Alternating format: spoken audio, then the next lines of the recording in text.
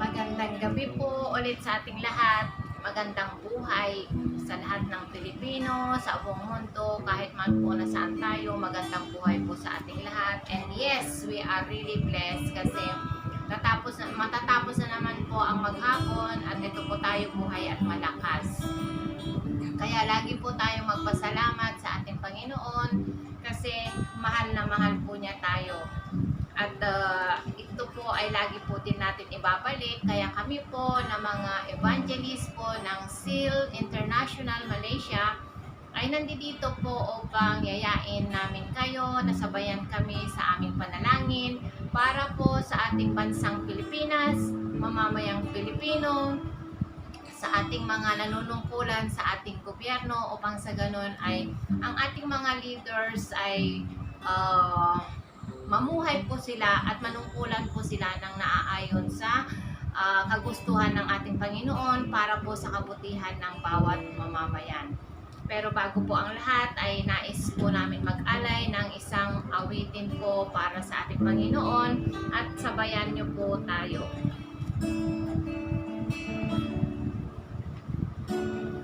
When I look into your holiness, when I gaze into your loveliness, when all things that surrounds become shadows in the light of you, when I found the joy reaching your heart, when my will becomes enthroned in your love, when all things that surrounds become shadows in the light of you, I worship you.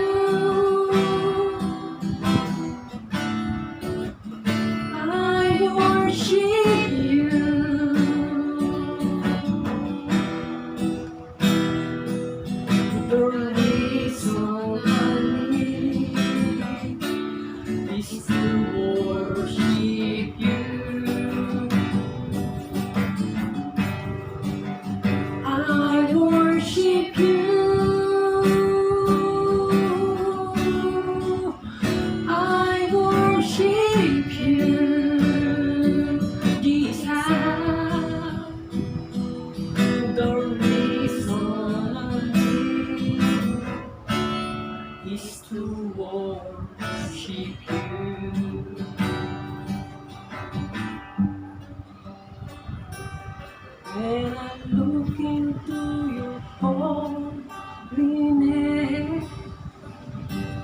when I gaze into your loveliness,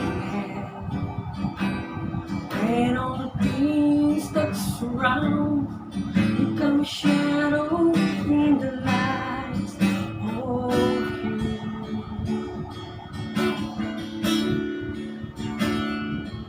when I find of reaching your heart, when my will becomes enthroned in your love, when all things that surround become shadows in the light of you, I worship you.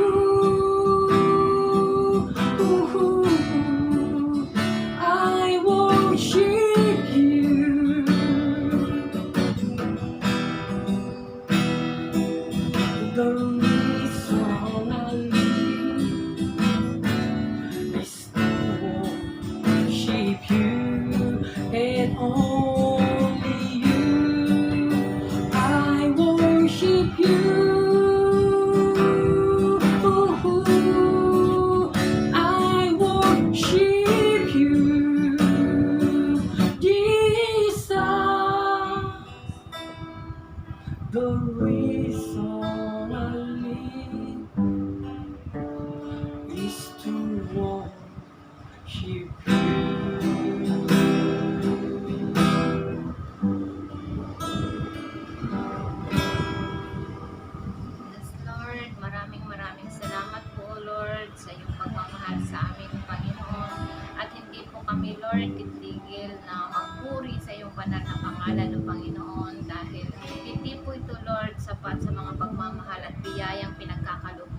araw-araw, O Panginoon. Maraming salamat po sa pag-iingat mo po sa amin araw-araw, O Panginoon.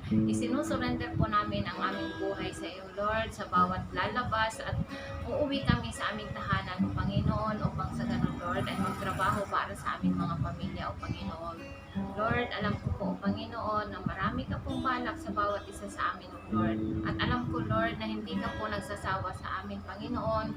Lagi mo po kaming tinatawag at lagi mo po kami, Lord, na dinadala sa iyong mga banal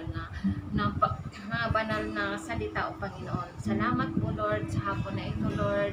Bigyan mo po ako, Lord, ng anointing, O Panginoon. Bigyan mo po ako, Lord, ng wisdom, O Lord, upang sa ganun ay mai-relay ko po mabuti, Lord, ang iyong mga salita, upang sa ganun, Lord, ay maipamuhay po namin sa aming pang-araw-araw, O Lord, at bigyan mo po ako ng karunungan, upang sa ganun, O Panginoon, ay maisabi ko po ng tama ang iyong mga banal na salita, O Panginoon. Maraming salamat po, and I give back all the glory to you. In Jesus Christ name we pray. Amen. Mga kapatid, mga kababayan, ngayong hapon na ito po ay i-share ko lang po yung tungkol sa ating mga ginagawa na paglilingkod, ang pagpapanalangin sa ating mga nanunungkulan sa ating bansa at saka sa ating bansang Pilipinas at sa lahat na po tayo. Kasi po ginagawa po natin ito dahil ito po ay isang kautusan galing sa ating Panginoon na ipanalangin ang ating mga namumuno sa ating bansa. At ito po ay nakasulat sa 1 Timothy 2:1-4. Sabi po dito, I urge then, first of all, that petitions, prayers, intercession, and thanksgiving be made for all people, for kings, and all those in authority, that we may live peaceful and quiet lives in all godliness and holiness. This is good and pleases God our Savior, who wants all people to be saved and knowledgeable of truth. Ayun po ang nakasulat sa ating banal na kasulatan. Kailangan po natin ipanalangin ang ating mga namumuno, mag-intercede po tayo ng prayers para po magkaroon tayo ng peaceful na pamumuhay at tahimik na pamumuhay, at gawin po natin ang ating gawain araw-araw na naayon sa kagustuhan ng ating Panginoon. Yun po ang nakasulat dito. At meron din po akong i-share ngayong hapon na ito na ano po ba ang dapat na meron ang isang nanunungkulan sa ating bansa o kaya sa isang pamunuan.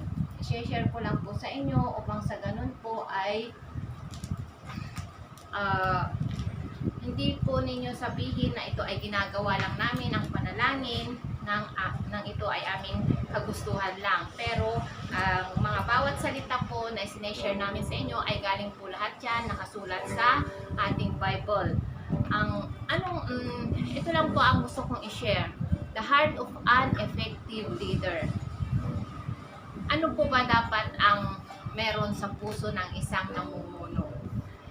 Kung meron po kayong Bible, buksan po natin ito sa Acts 20:18-24. Ayan po. Ito po ay si Apostle Paul po ito. Ang nakasulat po dito, and they had come to him.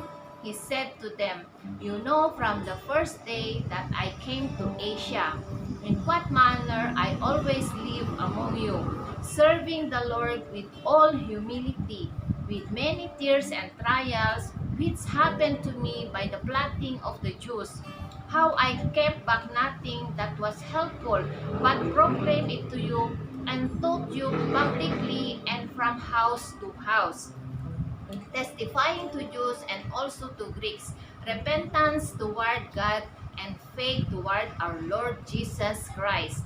And see now I go bound in the Spirit to Jerusalem, in every city, saying that chains and tribulations await me. But none of these things move me, nor I do count my life dear to myself, so that I may finish my race with joy, and the ministry which I received from the Lord Jesus, to testify to the gospel of the grace of God. Amen. Tingnan nyo po, napakaganda po ng sa Acts 20:18-24. Ayan po. Paul did from his soul. He made true calls, yet shed tears in front of his people. One thing is sure to Apostle Paul, leadership begins with the heart. Anong puso po ang meron si Apostle Paul na dapat pong tularan ng ating mga namumuno? Ito po ay consistent. Consistent po siya. He lived steadily while moving among with them. Yun po ang nakasulat sa Bible, sa verse 18 po. And then contrite. He acted humbly and willingly showed his weakness. Ang isang namumuno po ay marunong magpakumbaba, at saka marunong po siyang magpakita ng kanyang kahinaan at tumanggap ng kanyang mga kahinaan. Hindi po dahil sa siya na ay leader ay siya na po ay laging tama. Hindi po ganun yon. Courageous. He didn't shrink from doing the right thing. Napakaganda po, no? He is very courageous po. Hindi po siya nagdadalawang isip sa kanyang mga ginagawang tama. Convicted. He communicated his conviction boldly. Yun po ang lagi kong sinasabi na pagka meron kang nagawang kasalanan, if you are really a true servant of the Lord, meron kang conviction na nararamdaman. Ayun po yung isang totoong leader po. Committed. He left for Jerusalem willing to die for Jesus. Tingnan nyo po, ang isang leader po ay handang ialay ang kanyang buhay. Kagaya po ni Apostle Paul, iniwan niya ang Jerusalem and willing to die for Jesus. Amen. And captivated, he showed that a surrendered man doesn't have to survive. Amen. Sana po lahat ng ating mga namumuno sa ating bansa o kaya kahit saan man po ay magkaroon ng mga ganitong uri ng puso upang sa ganun ay magawa po nila, magampanan nila ang kanilang tungkulin bilang isang namumuno upang sa ganun ay maayos po lagi ang ating pamumuhay. Kaya ngayong hapon na ito po ay inaanyayahan po kayo ulit. Sabayan niyo po ako. Ito po yan ang ating prayer po para sa ating Pangulo. Tingnan niyo po ang ating Pangulo, si Pangulong Duterte. Lagi pong nakalagay yung kanyang hintuturo sa kanyang sentido. Lagi po niyang iniisip ang kabutihan ng ating bansang Pilipinas at para sa ating mamamayang Pilipino. At hindi po yan lingid sa atin na mula po nang naging Pangulo siya, napakadami na niyang nagawang mabuti sa ating bansa. At tayo ngayon na mga maliliit na mamamayan, meron pang isang hinihiling sa kanya na ito ang pinakamalaking legacy niya pagka siya ay natapos ang kanyang termino, yung magkaroon tayo ng kapayapaan sa araw ng halalan. Yun po ang ating panawagan sa ating Pangulo dahil siya din po mismo ay nagsabi na ayaw na po niya ng may maruming halalan para sa ating bansang Pilipinas. Kaya ngayon po ay manalangin po tayo at sabayan niyo po ako. Our Father in Heaven, we remember to pray for our President Rodrigo Duterte, being the leader of our nation. Grant him today the fear of the Lord, wisdom, knowledge, and understanding, good health, protection, and favor with you and men in the performance of his duties and responsibilities for the benefits of our beloved nation. Let there be peace, order, and prosperity under his leadership. We also pray for the members of the cabinet, all the officials of the local government, the Philippine National Police, the Armed Forces of the Philippines, and all law enforcement agencies, the justices in the Supreme Court and the Court of Appeals. Bless all our barangays nationwide, all the consular offices worldwide, and all our overseas Filipino workers and their families.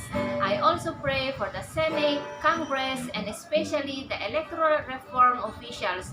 Lord, please touch their hearts and minds so that they do the right thing to serve our country with fear and a patriotic heart for the sake of every citizen. And let them listen our desire to enact House Bill 3896 to have a clean and peaceful election on year 2022 and serve to our government, the God-fearing politicians. They serve with love in every citizen and to our country to rise again. Lord, I lift up and pray our organization called PACE, People's Alliance for Clean Election in the Philippines. Thank you for the life of everyone who continues to fight for the enactment of House Bill 3896 for having a clean and fraud-free election on year 2022. Please bless each other, and I pray, Lord, that our organization grows stronger and more united despite we are experiencing the test of having an obstacle to our good cause for our country. I also pray for the whole world. Lord, I know that the pandemic we are experiencing is an awakening to each one of us to return in the serving your holy name. And I know you have a better plan for us because you were the one who gave our life. Thank you, Lord, for the continuing guiding to the right path of my daughter. So, Lord, thank you, Lord, because she graduated already, Lord, and I was so blessed for having a daughter like them, O Panginoon. Thank you so much for the love that always bind with us, O Lord, the spirit of love that you gave us, Panginoon. Thank you so much, Lord. And I always pray, Lord, that please continue to guide them, Lord. I surrender their lives to you, Panginoon, because I know, Lord, that your plan is better than mine.